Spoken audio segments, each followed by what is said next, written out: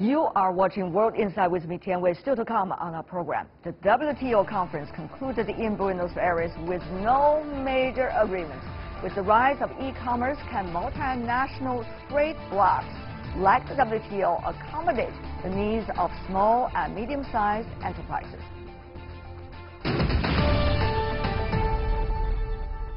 You are watching World Insight with me, Tian Wei, coming to you live Monday to Friday on CGTN. We now move to Buenos Aires, where the World Trade Ministerial Conference ended on Wednesday without any major agreement.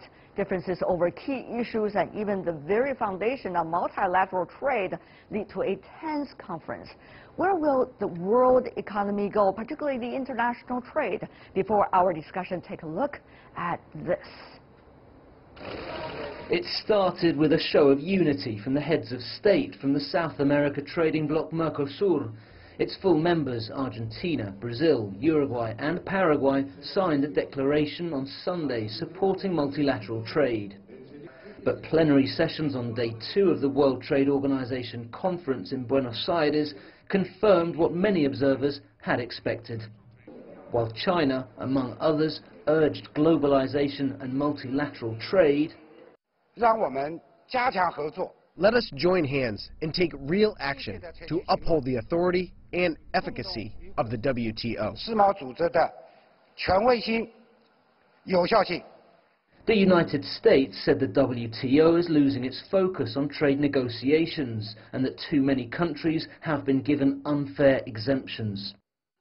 We cannot sustain a situation in which new rules can only apply to a few and that others will be given a pass in the name of self-proclaimed development status. This was the first WTO ministerial conference to be held in Latin America, and hosts Argentina had hoped for concrete results.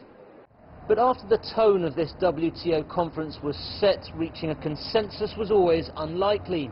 According to a WTO spokesperson, there were discrepancies over the language of any eventual ministerial statement. And one agreement in a key area, e-commerce, pledges merely to begin working towards a future further negotiation. The United States, European Union and Japan joined ranks to agree to fight market-distorting trade practices and eliminate unfair competition, but they did not name names. This year's WTO ministerial meeting will be leaving with many questions and few answers.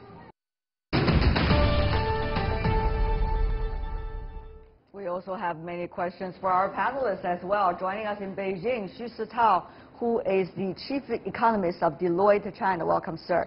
Coming to us live in Washington, D.C., Professor Jeff Schott, who is a senior fellow at the Peterson Institute for International Economics. Welcome, Professor. And also in Southampton in the UK, we invited Mike Bastin, professor at the University of Southampton. Welcome as well. Let me begin with Professor Schott. How much hope do you have of WTO for the near future as the international trade body from your perspective?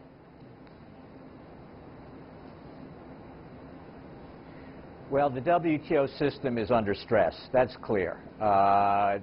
There hasn't been significant results since the Bali ministerial meeting when a trade facilitation agreement was reached in December of 2013.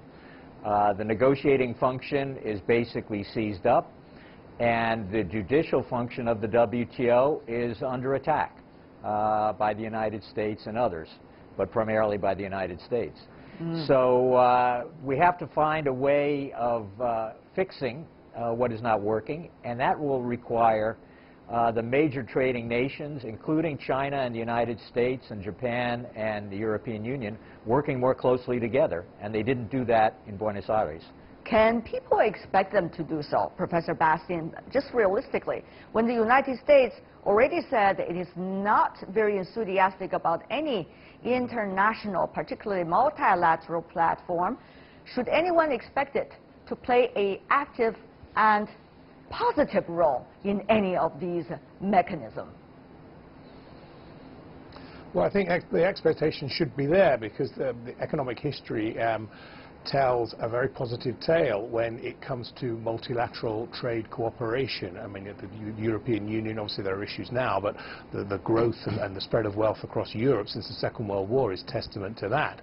Clearly the sticking point, as your panelist hinted at earlier, is Trump and the Trump administration, and they've resolutely, and they were elected on a platform of America first, and they'll continue with that. So in the near term, the WTO will, I think, weaken.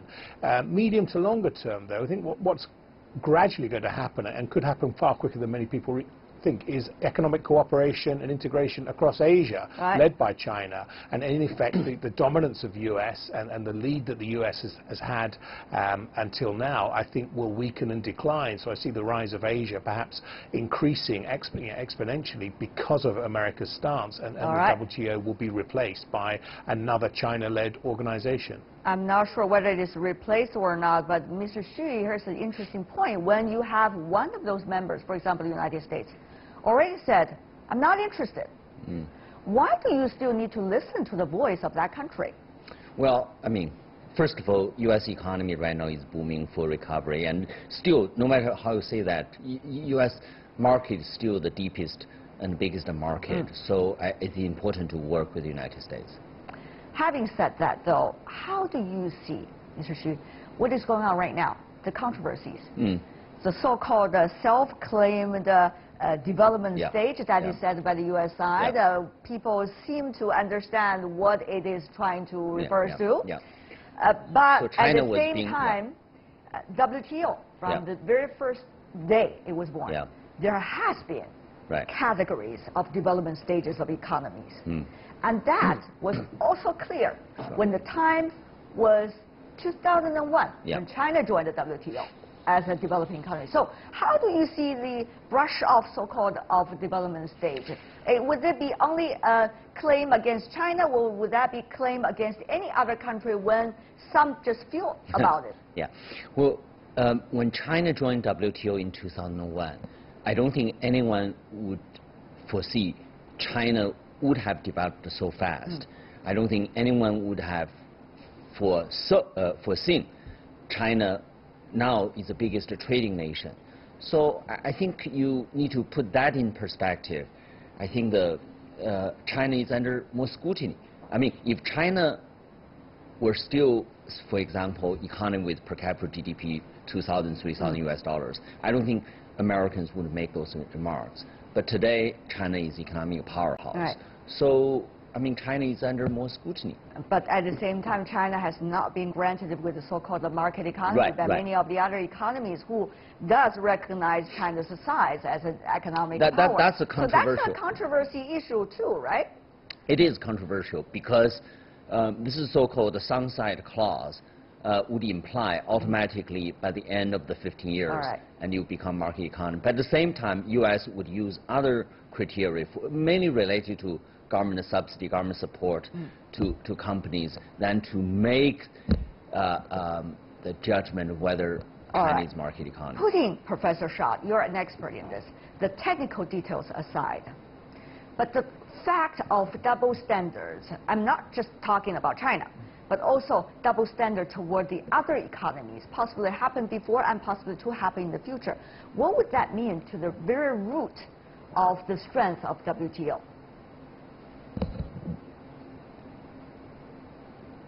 Well, I wouldn't characterize it as a double standard. There have always been exceptions and special status for sets of countries in the GATT and in the WTO throughout the post-war period. The richest countries have gotten special status by allowing them to have controls on textiles for many years. And developing countries got special and differential treatment to allow them to avoid taking reforms that were necessary for their economic development, and their economic development was retarded as a result. So I think the basic problem that we're seeing today is more of a political one than an economic one. With regard to market economy status, the concern is that China is put in a class of countries that can be discriminated against. But with regard to measures, anti-dumping measures and countervailing duties, that can be done, that require and are illegal under the WTO, but require a determination of how you count the fair price in a particular market. All right. And when you do that, each country has their own way of determining what is the appropriate information, and that is what is at issue. And that's not going to be resolved in the market economy status case. Professor Bastin, we all know from the first day WTO was It's born. complicated. It is complicated. That's why you need a WTO, an international trade body, to resolve all these complexities as long as people are in there. But, you know, Professor Bastin, from the very first day also, Absolutely right. WTO was a political issue rather than an economic and trade issue. We all understand that. That's why the government's involved. So when it is reaching today, when some countries, for example, the United States, are saying, I'm not interested in, when you have very dramatic changes in the trade sector, including with the emerging and the developing countries, is it still about, you know, the disputes among countries? Or is it actually about fundamentally what kind of organization WTO aspires to be? And how will WTO adjust to all the dramatic changes taking place right now?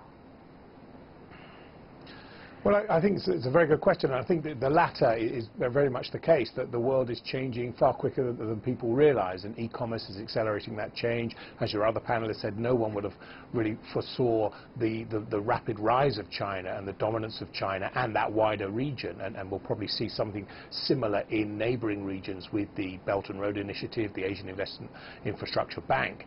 So the WTO probably does need to reform and recognize this, but it's very, very difficult to reform when you still have a very dominant economy led by a political administration, in the case of the US, that at the moment is so anti-multilateral trade and cooperation and free trade, and really favors quite publicly protectionism. But let's not forget, this president is different, and this president cannot go on for much longer. He may well win a second term, but that will be it. So I think the American people will realize that this direction is very misleading, very damaging, and we could see a rebound and a positive U.S. administration. What exactly the U.S. administration, we do not know at this point, because there's still 3 years to go before that happens. But let me go to another but Trump's question. Even unpopular. Trump's deeply unpopular in his own party. All right. One of the most important things in our discussion is not just about the problems, but also the solutions. Is there any hope for WTO to be even more relevant than what it is today? People are getting a little bit pessimistic about it. Will e-commerce, will the new technology, will the new commerce be able to, in a way, shape it up? Jack Ma, the founder of Alibaba, pushed for a new world e-commerce platform to enable small traders, medium and small-sized enterprises to buy and sell across borders. Ma called it the Electronic World Trade Platform, or EWTP, to empower small and medium enterprises that have been largely left out of the free trade regime of the world in the past. We understand this happened already in the country of Malaysia, and it's also going to spread to other parts of the world. Meanwhile, it is getting some kinds of agreement between WTO, Alibaba, together with the World Economic Forum on a future to push forward this. So I want to go to you, Mr. Xu. Will this kinds of initiative, I'm not just saying this initiative alone, but these kinds of initiatives, new commerce, new technologies, new platforms, be able to transform, to any extent, the current deadlock of WTO? I think that's a very interesting development. First of all, if you look at what Alibaba doing, and actually not just Alibaba, Alibaba has got a very powerful finance arm and finance. The idea for Alibaba and finance is really to connect small and medium-sized enterprises between countries. So you use the example of Malaysia, but you could also use the example of farmers in New Zealand for them to produce berries. And for them, their production can be enhanced and productivity can be drastically improved with Alipay, so on and so forth, and they can be directly linked to Chinese consumers as the Chinese economy is moving into more consumption-driven economy. So I wouldn't say this is going to push the development WTO, but this is a very, very interesting development. I think that's that's very positive for international trade. Professor Schott, your assessment here, how much will they be able to help countries to find a common ground at least? I mean, come on, we have to find a common ground in order to work together. Absolutely, and I think this is a very fertile area for cooperation between the United States, China, and other countries. It should be in the WTO. There already was a chapter on e-commerce in the Trans-Pacific Partnership, which can be expanded and preferably broadened to all the countries in the WTO. And it would help broaden support in each of our countries for the WTO because, as the previous speaker said, it would help facilitate small and medium-sized enterprises engaging more actively and profitably in international trade. So it's something that should be a no-brainer for all of us to move forward on, and it could be the basis of a broad new agenda item on the WTO. Got it. But we need the major countries to be all in together on it, and that's the problem we face right now. It is the problem. We only have 1 minute left, so I want to have maybe one sentence from every one of you. What do you think about future roles of WTO? Will still it be relevant anymore, given all these bilateral, multilateral, as well as regional trade mechanisms? Let's go to Professor Schott. One sentence if you can, sir. WTO has to be relevant because it is the main source of rules that guide trade among the major trading nations. They trade on an MFN basis. They don't have bilateral free trade agreements among themselves. So in order to have that part of trade work together, you have to have a well-functioning WTO. All right, Professor Bastin.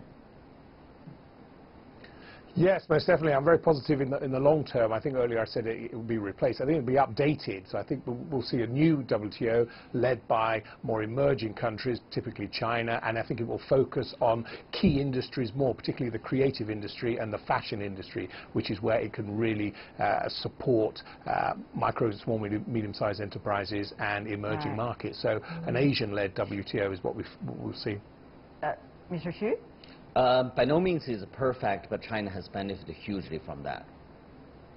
All right. And what about the future of WTO? That's what I'm talking about. In future, I think everyone has a stake, China, United States, to make that better. Thank you. Sitao, Jeff Schott, Mike Bastin. Really appreciate, gentlemen, for being with us. Thank you so much. And that is all the time we have for today. If you'd like to see more, try to find us World Insight CGTN into your search engine. Check out our YouTube channel. Also, you can also follow us on Twitter, Facebook, and Sina Weibo. From me, Tian Wei, and everyone on the World Insight team, thanks for watching. Tune in again next time for insights across China and around the world. Good night.